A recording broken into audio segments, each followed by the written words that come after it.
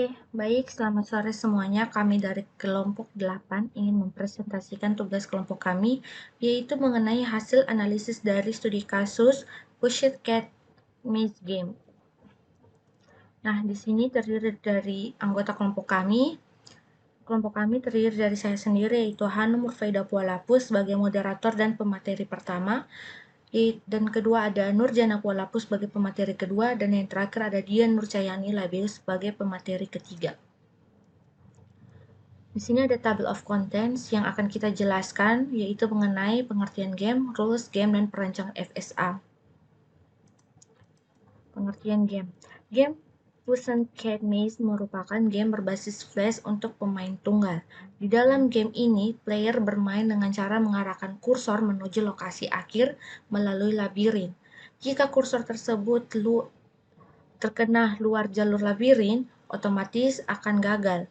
Berikut adalah rancangan game Pussycat Maze yang akan dijelaskan oleh pemateri kedua.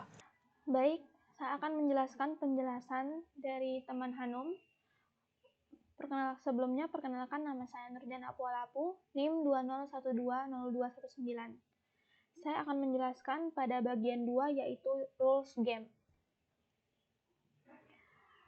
Rules Game Pussycat Maze Game. Yang pertama, terdapat tampilan awal, yaitu menu utama. Ada dua tombol pilihan, yaitu About dan Start. Ketika player memilih Start, maka akan langsung menuju ke permainan. Nah, remember, jika kursor terkena luar jalur labirin, otomatis akan gagal.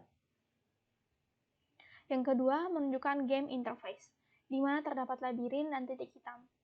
Kursor harus menuju ke lokasi akhir atau titik hitam agar sukses. Jika gagal, maka akan kembali ke menu utama atau main menu. Jika sukses, akan menuju ke tampilan Congrats.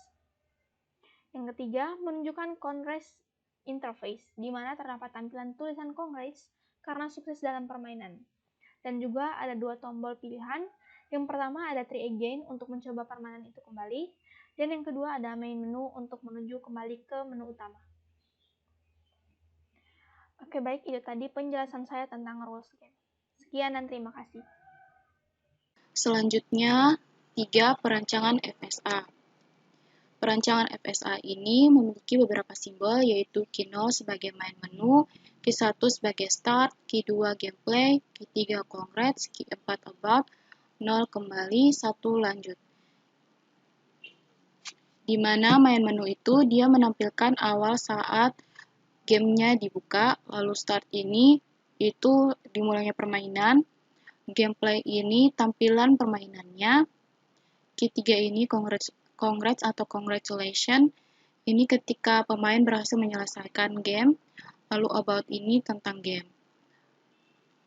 Di sini key 0-nya jika diberi inputan 1 atau lanjut, dia akan menuju ke key 1 dan key 4.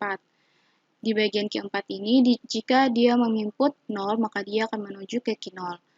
Untuk key 1 ini, jika dia menginput 1, dia akan menuju ke key 2. Untuk key 2 ini, jika dia menginput 1, dia akan menuju ke key 3. Tetapi jika dia menginput 0, dia akan menuju ke key 0.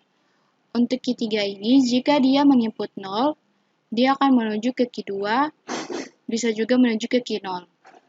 Jenis FSA yang digunakan yaitu NFA atau Non-Deterministic Finite Automata, karena dari suatu state diberi inputan, maka mungkin saja bisa menuju ke beberapa state berikutnya.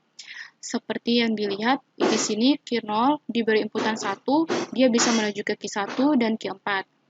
Dan di sini key 3 sebagai final state, jika diberi inputan 0, maka dia bisa menuju ke key 2 dan key 0. Lalu di sini 5 tupel atau konfigurasi mesinnya itu ada himpunan state, himpunan simbol, fungsi transisi, state awal, dan final state. Di mana himpunan state-nya itu key 0, key 1, key 2, key 3, dan key 4. Himpunan simbolnya itu 1 dan 0. State awalnya key 1 dan final state-nya key 3. Di sini fungsi transisinya, key 0 diberi inputan 1, maka dia akan menuju ke key 1 dan key 4. Key 1 diberi inputan 1, dia akan menuju ke key 2. Key 2 diberi inputan 0, dia akan menuju ke key 0 dan diberi inputan 1, dia akan menuju ke Q3. Q3 diberi inputan 0, dia akan menuju ke Q0 dan Q2. Q4 diberi inputan 0, maka dia akan menuju ke Q0. Terima kasih.